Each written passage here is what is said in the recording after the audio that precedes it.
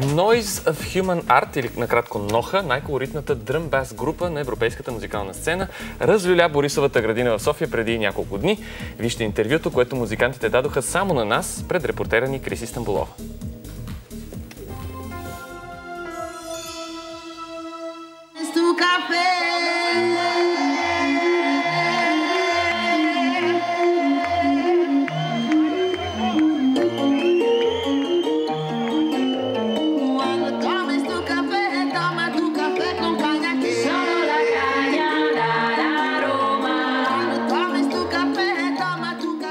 Поздравления за шоуто! Срещате българската публика за пети или шести път. Променили ли сме се по някакъв начин?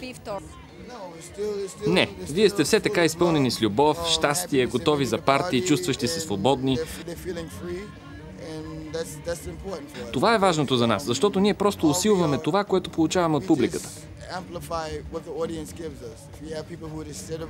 Ако хората си стоят и скучаят, то и шоуто ще е скучно за нас. А когато виждаме, че те си прекарват добре, го отразяваме обратно. Това е.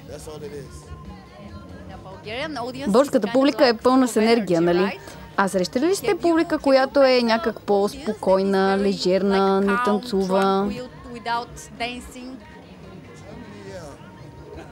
В Германия, да. Значи има такава. Да, има, но не навсякъде.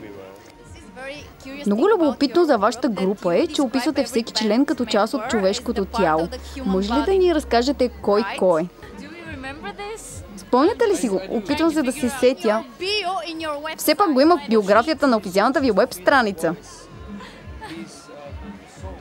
Тя е краката и гласът, той е душата, аз съм главата, барабанистът е сърцето, басистът е черния дроб. Черният дроб? Прякорът му е черния дроб. Но защо? Как така? Заради името му на чешки двете думи са много близки. Той филтрира всяка отрицателна енергия. Да, точно така. Значи всеки съставлява част от тялото и това оказва мястото му в групата, така ли? Например, ти си душата, така че си най-чувствителния, а ти си главата, което значи, че си интелектуалеца. Не.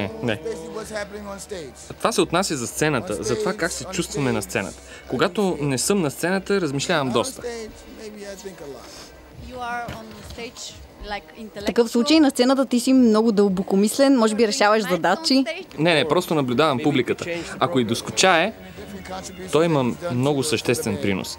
Пише повечето от песните ни, всъщност всичките, нали? Като глава съм отговорен за лайфовете, за програмата. Не знам как се нарича това. Драматургията, да. И така, ако публиката се отекчи, явно съм сгафил нещо, защото аз отговарям за подбора на парчетата. Имате почти 20 години живот като група. Още не. Това е твърде много. Така е, съществувате от 95-та, сега сме 2013-та, това прави около 18 години. Съжалявам, момчета. Но това все пак не са 20 години. Исках да ви попитам, кой е подаркът или жестът от фен, който най-много ви е впечатлил през това време? Цветя. Цветя? Да, никога не ми бяха подарявали цветя през тези 18 години. За 18 години? Не мога да повярвам. Да. Сега да ви попитам нещо по-сериозно. Как се раждат вашите песни, след като вие сте толкова много и толкова различни един от друг? Някои песни се раждат по време на jam sessions. Друг път на някого, на мен, на него или на нея, му хрумва идея, сядаме и обсъждаме. Всеки път се случват по различен начин.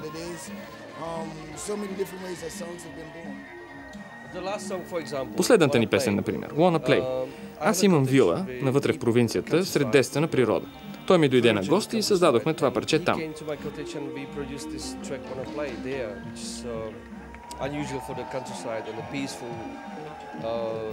Представете си колко необичайно е да твориш музика на село сред цялото това спокойствие.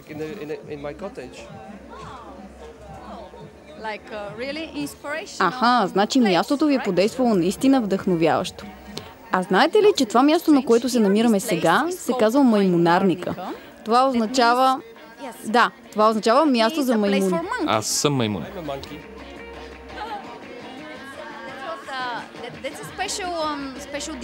А това специален дизайн за участието ви тук в България ли е? Точно за това реших да облека тази тениска тази вечер, защото сме на мястото за маймуни. Да, в тази връзка исках да ви попитам. Намираме се на мястото за маймуни, а последният ви албум се казва Underground Cirque. Има някаква символика във всичко това, нали? Да, може да се каже. Всъщност, защо кръстихте албума си така, Underground Cirque? Виждали ли сте нашата група? Да, вие сте почти като подвижен цирк. Виждали ли си как се движим, какво правим на сцената, как се държим, всичко като цирк сме?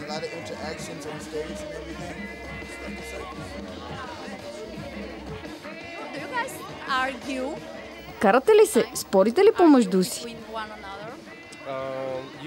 Човек може да се настрои творчески само ако е в спокойна обстановка. Ако усетиш стрес в групата, не можеш да направиш нищо наистина готино.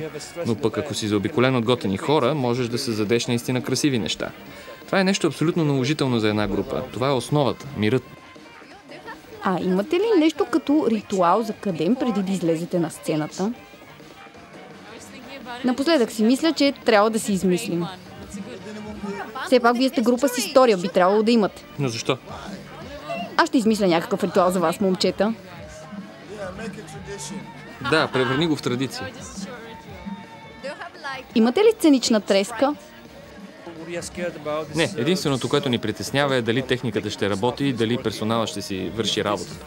Ако това се прецака, и шоуто се прецака. Притеснени сте най-вече за техническата част, така ли? Точно така.